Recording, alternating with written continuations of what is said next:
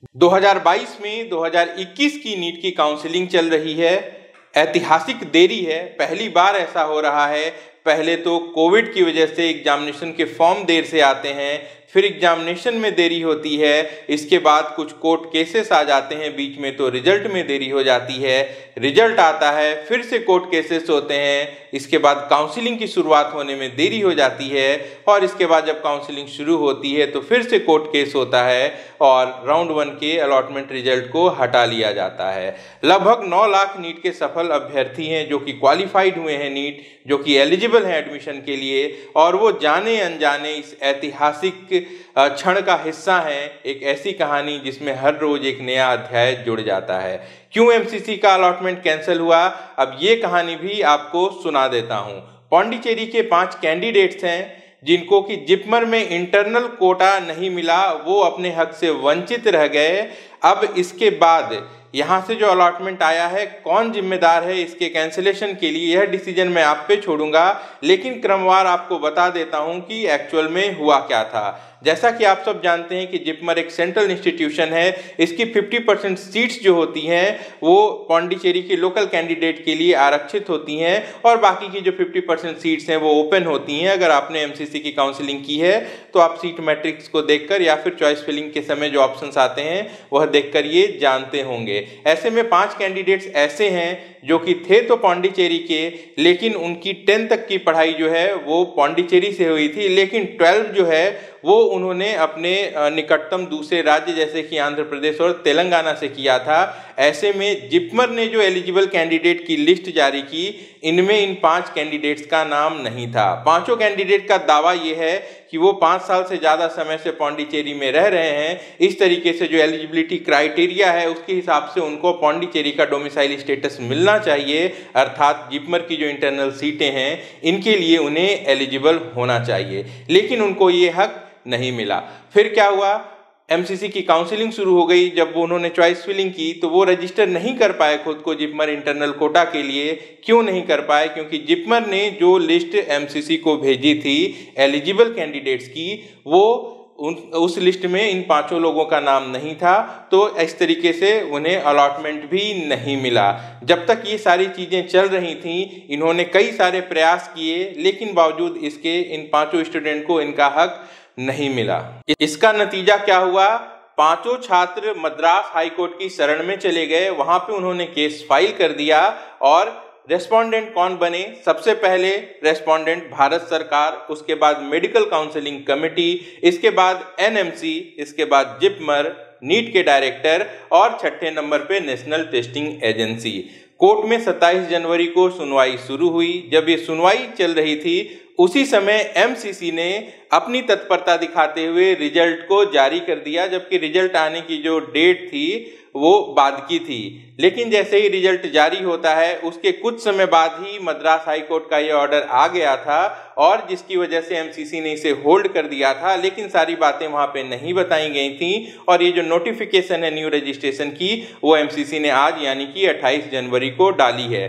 Court में मैं आपको बताता हूं क्या हुआ।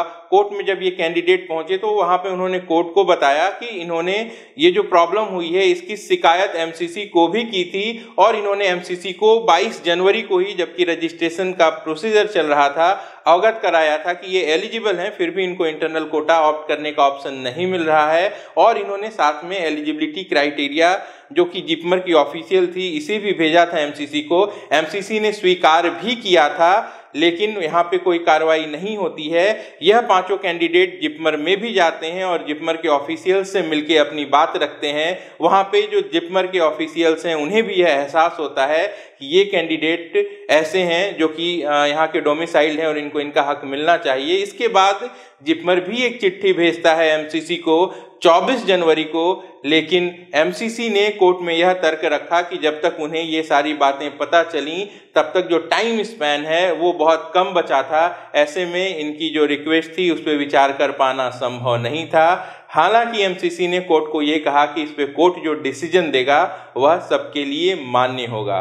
कोर्ट ने सबकी बातें सुनी और इसके बाद एमसीसी को ये निर्देश दिया कि ये जो 2 बच्चे हैं इनके नाम को एलिजिबल कैंडिडेट की लिस्ट में शामिल कर दिया जाए और साथ साथ जिपमर ने 44 कैंडिडेट जो कि यानम के थे उनकी लिस्ट सौंप दी एमसीसी को। और यही वजह है कि जो कोर्ट का ऑर्डर है 27 जनवरी का ही ये ऑर्डर है, 27 जनवरी को ही ये केस जिसकी सुनवाई हुई उसके बाद ये डिस्पोज भी हो गया और इसी की बदौलत आज 28 जनवरी को जो राउंड 1 की अलॉटमेंट है ये पूरी की पूरी कैंसिल हुई है। तो ये शुरुआत हुई थी जिपमर के इंटरनल कोटे से लेके, लेकिन अब इसका प्रभाव उन सभी कैंडिडेट पे पड़ेगा जिन्हें ऑल इंडिया कोटे के थ्रू या फिर डीम्ड यूनिवर्सिटी में अलॉटमेंट मिला। ऐसे में मद्रास हाईकोर्ट के डिसीजन को मानते हुए एमसीसी ने उन 5 कैंडिडेट को मौका दिया फिर से रजिस्ट्रेशन करने का ताकि वो इंटरनल कोटे में रजिस्ट्रेशन कर सकें। हालांकि ये रिसेट ऑप्शन के माध्यम से भी मौका दिया जा सकता था, लेकिन अब चूंकि न्यू रजिस्ट्रेशन ओपन हो चुका है तो ये सभी के लिए है।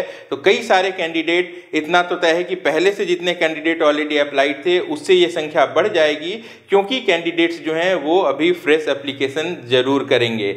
लेकिन यहाँ पे एक बड़ा सवाल ये है कि इसका इम्पैक्ट क्या हो सकता है। मैं आपको बता दूं ऑल इंडिया कोटे की जो कट ऑफ रही है, जो भी कट ऑफ मैंने भी अपने वीडियो के माध्यम से आपको बताई थी, उस पर कोई इम्पैक्ट नहीं पड़ेगा। रैंक में जरा सा फर्क जरूर पड़ सकता है, लेकिन इस बात की उम्मीद बहुत ही कम है कि 1 मार्क्स का भी डिफरेंस जो है वो कट ऑफ में पड़ेगा। इसीलिए बहुत ज्यादा परेशान होने की जरूरत नहीं है। हाँ, ये जरूर होगा कि कॉलेजेस के जो कट ऑफ थे उनमें कुछ इंटरचेंजेस जरूर आ जाएंगे, क्योंकि जिस हिसाब से अलॉटमेंट हुई है स्टूडेंट को एक आइडिया मिल जाएगा कि वो कौन से कॉलेज को चुनते तो उन्हें बेहतर ऑप्शन मिल सकता था। तो कॉलेज वाइज जो कट ऑफ है इस पे असर जरूर पड़ेगा, लेकिन ओवरऑल अगर इंपैक्ट की बात करें तो ऑल इंडिया कोटे के कट ऑफ पे असर नहीं पड़ेगा। और ऐसे कैंडिडेट जिन्हें डीम्ड यूनिवर्सिटी में अलॉटमेंट मिला है, यहाँ पे कुछ चेंजेस जरूर देखने को मिल सकते हैं, खासकर ऐसे कॉलेजेस जिनकी फीस 14-15 लाख से लेके 18 से 20 लाख के बीच में थी।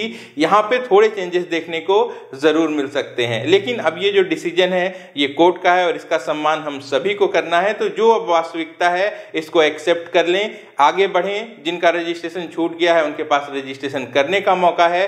जिन्होंने चॉइस फिलिंग में गलती की थी उन्हें चॉइसेस को रिसीक्वेंस करने का मौका मिला है, वो सुधार सकते हैं। जिन्होंने सिर्फ लिमिटेड ऑप्शंस चुने थे, जैसे कि जिन्होंने सिर्फ ऑल इंडिया कोटा चुना था, वो अपने रजिस्ट्रेशन को रीसेट करके उसमें डीम्ड या फिर जो दूसरे कोटे अवेलेबल हैं उसे भी ऐड कर सकते हैं। और ऐसे लोग जिन्होंने अच्छे तरीके से चॉइस फिलिंग की थी, जिनका सीक्वेंस पहले से सही है, उन्हें कुछ भी करने की ज़रूरत नहीं है।